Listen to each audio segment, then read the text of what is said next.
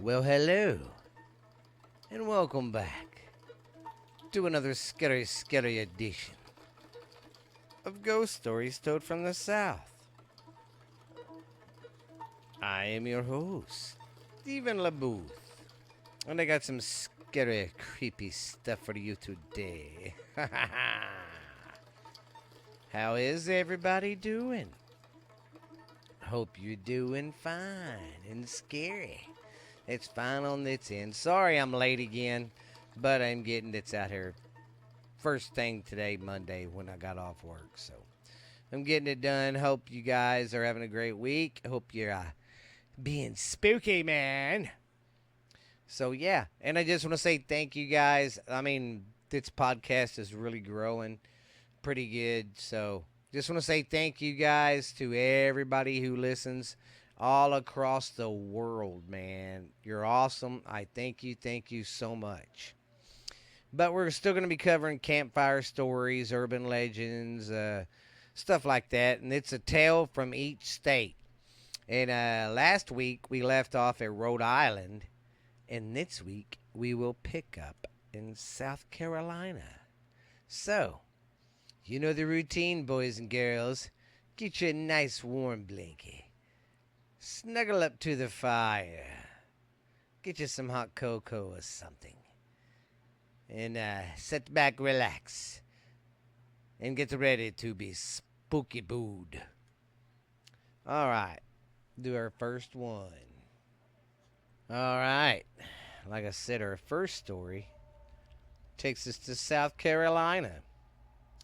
In the summer of 1988, a 17-year-old from Lee County, South Carolina, reported to local police that they had seen something incredible after stomping near a local swamp. A flat tire. Okay, so they was having a flat tire, I guess. Okay. That thing, a 7-foot tall creature that he claimed had swirling red eyes, 3 clawed fingers, and snake-like scales, and which then reportedly chased after the kid and attacked his car.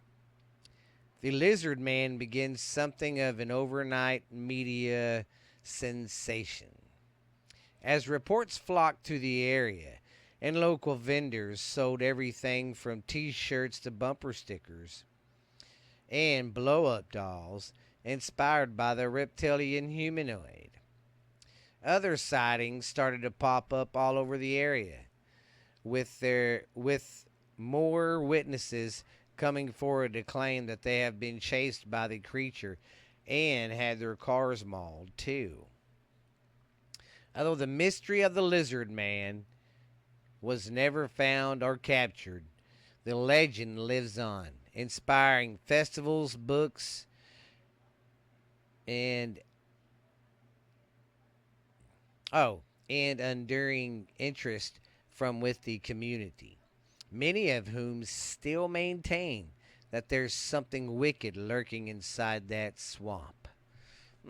So if you're ever in South Carolina, go check out the old lizard man. And if you're from South Carolina, why don't you guys slide in my DMs and give me some info about this old lizard man.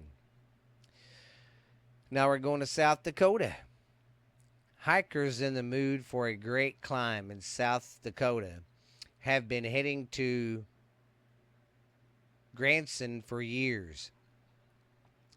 With their cliffs over Split Rock Creek offer a great view of the waters below. Known as the Devil's Clutch, the 18-foot canyon has a staggering 60-foot drop. Damn. And it's said to be here where the legendary outlaw Jesse James made one of his most dangerous and daring escapes.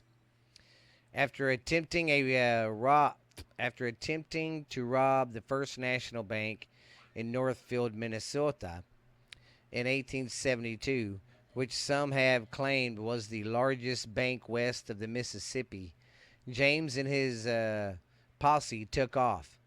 They were pursued for weeks until James reportedly ended up cornered at the Devil's Clutch. Rather than be captured, he and his horse leaped across the 18-foot gorge and somehow made it to the other side. No way. No. 18-foot gorge and he did it on a fucking horse. I'm sorry. I just can't believe that. Although it seems unlikely, the unknown could survive.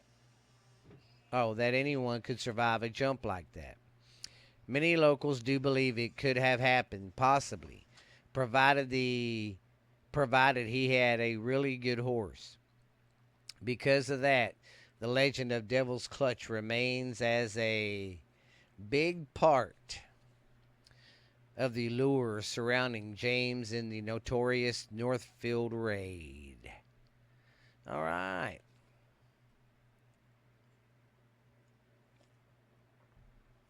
All right, now we're going to go to Tennessee.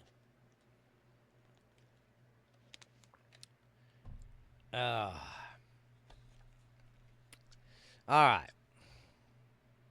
Nothing screams love like an urban legend from the 1920s involving a young skinny or a young involving a guy getting skinned alive for accidentally falling for another man's wife. According to the Skinned Tom legend, after Tom got his skin peeled off at the local lover's lane by his girlfriend's angry husband, he turned into something considerably less attractive. Although some versions of the tale do vary, police supposedly never found Tim's body, and it was only after following a trail of blood into the woods nearby that they found his skin hanging from a tree. Even though Skin Tom is said to be just like a skeleton at this point, he supposedly haunts others at Lover's Lane along the Tennessee and Kentucky border, and he carries a long hunting knife, and like that one that was used to take his flesh off. But before you get too spooked, you should know that he only goes after cheaters. And mostly people who have claimed to see him say he just stands around their cars and glares. He's a peeping Tom. But all right. So if you see a skinless man walking around, I've never heard of that legend. Well, I'm not from Tennessee, but I know it's a lot of legends, but I've never heard that one. Tom, what was it? Tom Peckerhead. Skinned Tom legend. Skinned Tom legend. Google that up, ladies and gentlemen. As the saying goes, everything is bigger. We're doing Texas next. As the saying goes, everything is bigger in Texas. Even the same is true for its urban legends. The Lone Star State has its share of myths you've probably heard of before. But La Leeches is one that might have flown under the radar in more ways than one. La Chisas, or the witch owl. See, I've never heard of this one. Comes from Mexican and Tejano folklore, and it's said to be a woman who can turn herself into a giant 7-foot tall white owl with a 15-foot wingspan and glowing red eyes. This creature prowls the Rio Grande Valley at night. In some versions of the tale, she's a witch who was murdered by local villagers for participating in black magic.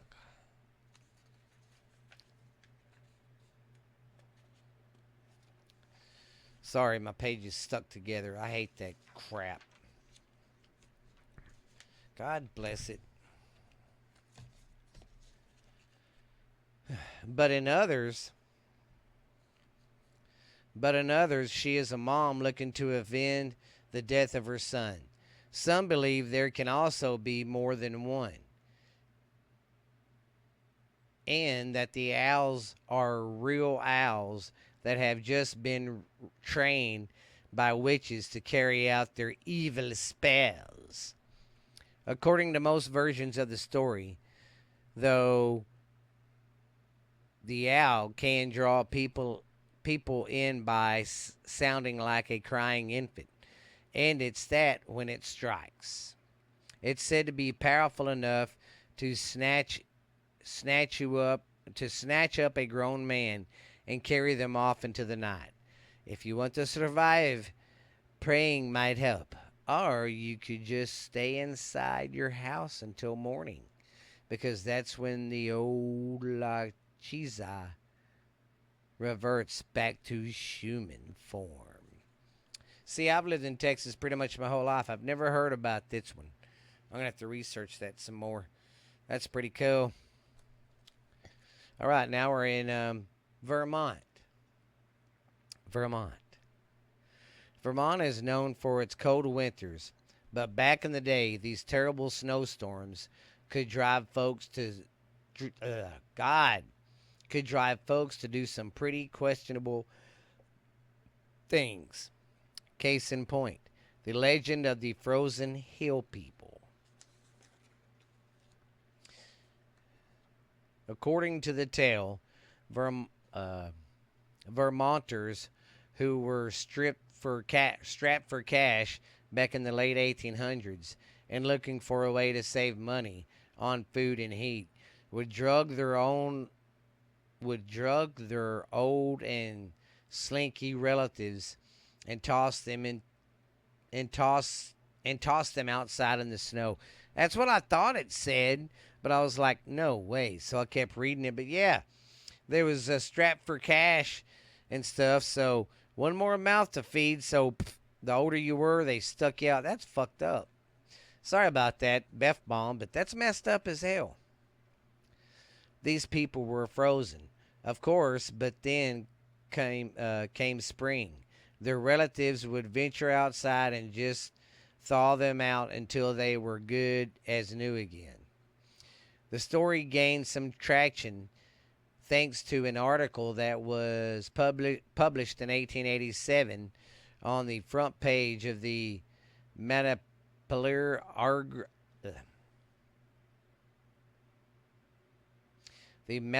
Argus and Patriot newspaper from a reporter who claimed to have found an account of this gruesome ritual in his uncle's diary.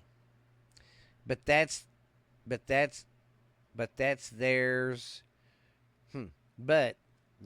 there's really no evidence that any of this ever took place. So they really don't know if that's true, but I wouldn't be surprised, back in that time. That's messed up. Well, I'm sorry, we ain't got enough food to feed everybody. We're going to throw the old folks out first.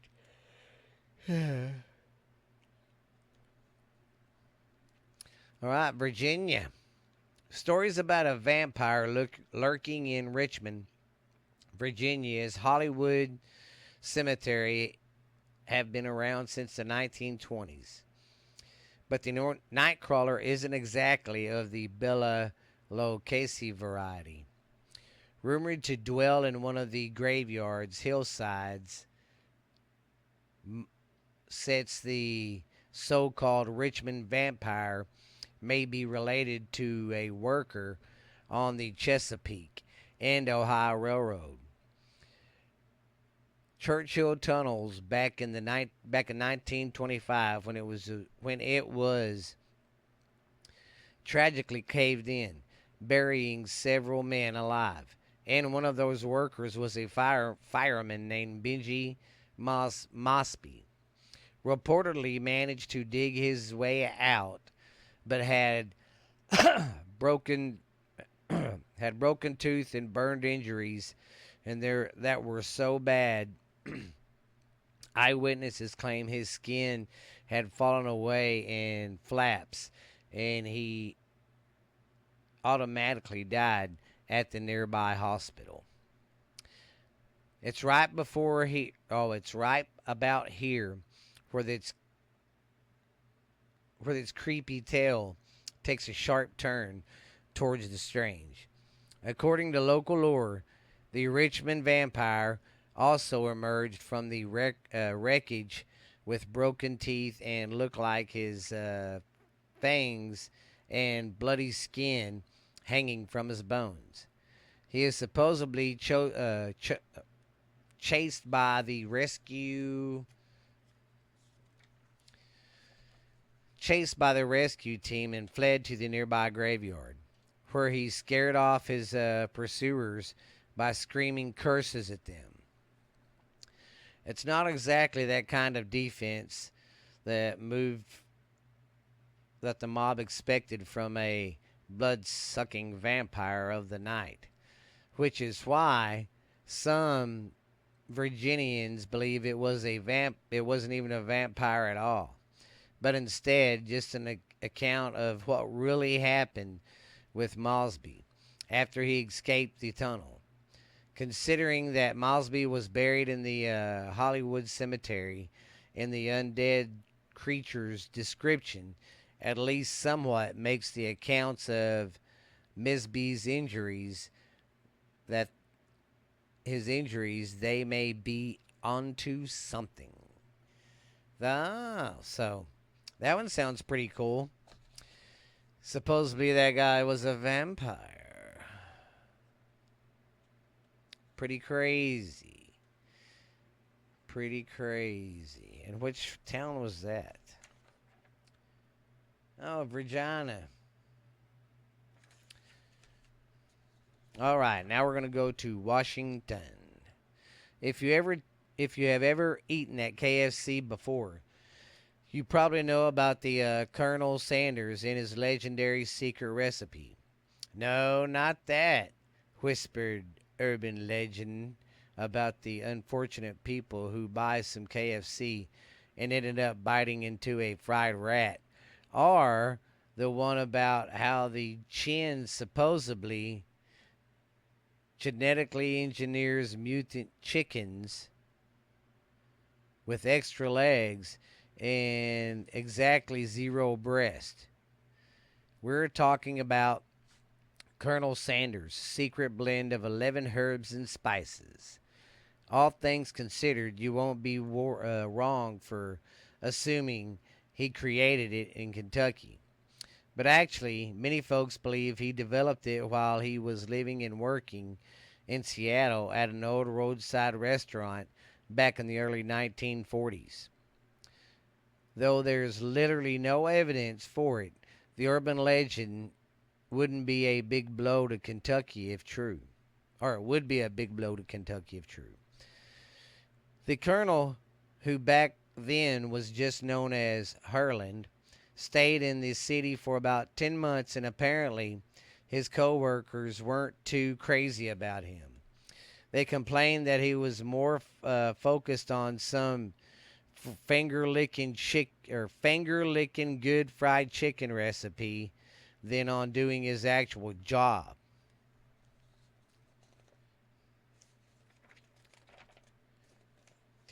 Yeah, you almost, mother.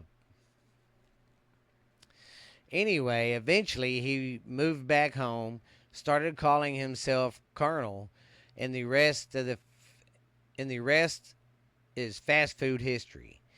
To be fair, Washington's fried chicken just doesn't have the same ring to it. Yeah. Well, I don't see what was so creepy about that story.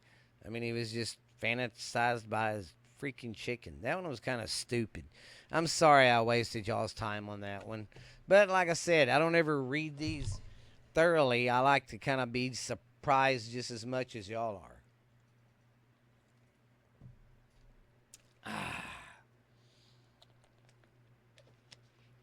Oh, yeah.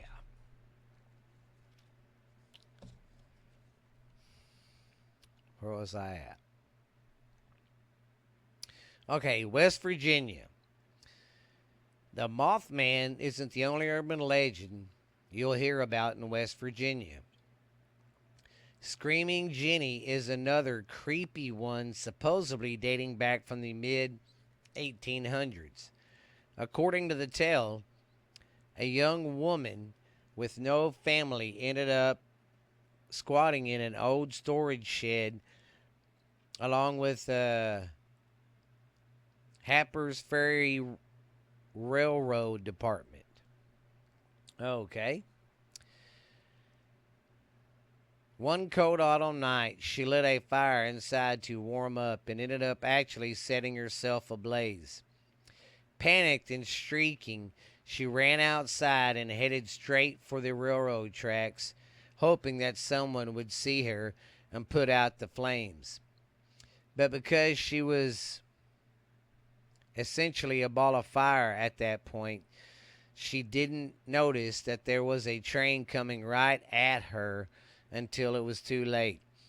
About a month after Jennings' unexpected passing, another train operator passed through the area and claimed to see a giant ball of fire along the tracks. He also failed to stop the train in time, but when he got out, there was nothing there. No fire, no smoke, no nothing. And most importantly, no bodies. Residents of the Harper's Ferry to this day claim that you can still spot Screaming Jenny on the anniversary of her death, engulfed by flames and desperately trying to find someone to help her. That would be a creepy ass way to die, man. So if you guys are in West Virginia, let me know about this story. All right, now we're going to Wisconsin. In March of 1995, a terrible accident occurred on a bridge just outside of Surin, Wisconsin. It was snowing when Richard and Ron Kriegel, who were traveling in their pickup truck with their 8-year-old daughter, Jody, reportedly hit a patch of black ice, which sent their vehicle through the bridges to. They hit a patch of black ice, and it sent them through the bridge's guardrails and onto the swampy creek below. All three tragically died as a result of the accident, but that's not where the story ends. In the years since, locals have claimed that strange things tend to happen when they attempt to cross the same bridge. Beyond feeling uneasy, folks have claimed that their car radios fade out, and then a young girl's voice comes through screaming, "Help me, mommy! I cannot get it out." Many point to the Kriegel accident and believe it is the ghost of little Jody cutting in over the airwaves. If that's not enough to give you some shivers, I don't know what will. Now that one's pretty creepy. I'd like to go check that one out to see how much of it's real. Well, guys, I hate to say this, but this is my last story. Sorry, this is a short show today, guys. I can't even fucking talk today. All right, Wyoming. Why visit a ghost town when you could catch a late night cruise on a ghost ship instead? Over in Wyoming, there is said to be a haunted lantern that sails along the North Platte River, and that's all it says. Wow, that was kind of a stupid story. That makes me mad. Well, guys, that is it for this week. I am so sorry that these campfire stories weren't that good. There were some that were good, but there was some that was like, okay. So, But thank you guys for listening. Next week's show will be a lot better and be a lot longer. So, guys, until then, we'll see you later. I love you guys. Be good, be scary, and go scare someone. Tell some scary stories if you don't mind. And like I said, if you have any, tell me. I would tell them on the air. So, to everybody around the world, thank you for the support. And I guess we will see you next week, guys. Have a good one.